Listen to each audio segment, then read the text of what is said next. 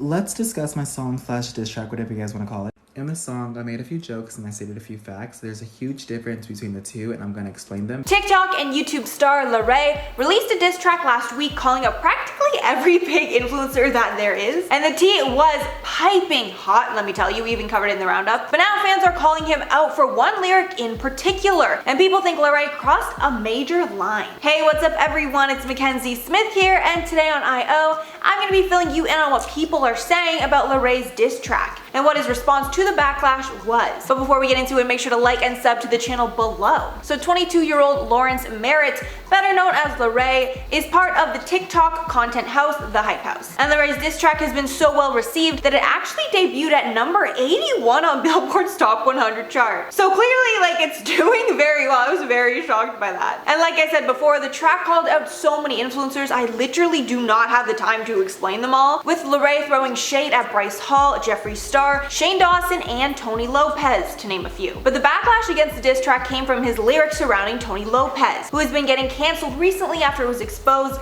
that he had allegedly been communicating with fans in an inappropriate way. In the song, the lyric goes, quote, Tony Lopez caught a case, multiple times because it's the chorus of the song. But people took offense to it and called him out for normalizing this type of gross behavior from Tony and making a joke out of it. As a response to all the backlash, Larray made a video on TikTok addressing it all, saying in the video, quote, in my song, I made a few jokes and I stated a few facts, and there's a huge difference between the two, and I'm gonna explain them because a lot of you guys are confused. Then he goes on to reference parts of the song and break down the difference between the jokes and the facts. Then it comes to Tony and he says the lyric was not a joke. It's a bold fact because everyone online knows of it and witnessed it in real time. And he claims he was not making a joke about that serious topic. Then going on to call out the fact that tons of other TikTokers made jokes about the situation, but they were never called out. Finishing off the statement with, quote, don't try to call out bigger creators for things that you would laugh at in private chats with your friends. And even though most people agreed with his statements, people were still quick to call him out, which forced Larray to respond that he asked all the girls if they were okay with those lyrics in the song,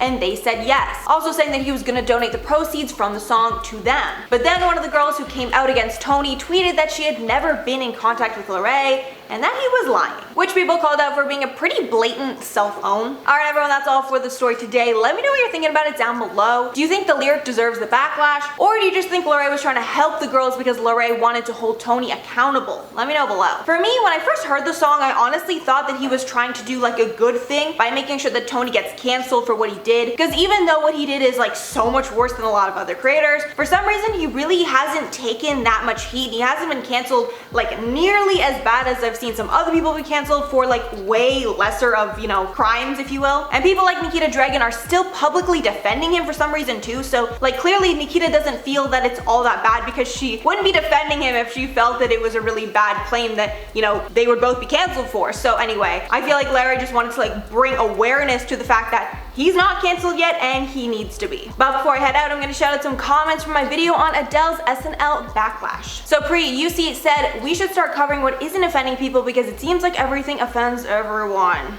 Yeah, it's getting a little exhausting, to be honest. Then Lethabo said, I'm South African and personally I didn't find it offensive. However, I don't speak for all of Africa. I thought it was satire of the fetishization of African people and saw the humor in it, although I think the skit had ill timing. Yeah, it was a tough one because I can see how that could have been making fun of the white women, but when I saw the skit, I didn't feel that it was making fun of the white women enough. You know what I mean? Like, I thought it was just more, it wasn't making fun of the, you know, the black men either, but it just, like, it didn't, I don't know, it just didn't, firstly, it wasn't even that funny. Like, Adele was losing it, could barely even, like, speak while she was saying the lines. I just didn't even think it was funny, and then not even because I'm, like, the PC police, I didn't think it was funny. But anyway, yeah, a lot of you guys said you weren't offended, so I mean, good to hear. Then Krya Dilarev said, why don't we find out who actually wrote this skit? I mean, very valid fact, I saw a lot of people say this, but the thing is, I believe when you're hosting SNL, you have a hand in the skits that you do and even the like creation of those skits. I'm pretty confident Adele didn't come up with the concept on her own, like I'm sure someone brought it to her, but generally they kind of like help out. They're in the writer's room that whole week like making the stuff. So I would assume that Adele had like a tiny bit of a hand in writing it. You know, we have no idea how much or how little or whatever it is, but yeah, interesting point. Alright everyone, that's all for the video. Thanks so much for sticking around if you made it all the way here. I've been your host, Mackenzie Smith, and we will see you in the next one. Bye guys.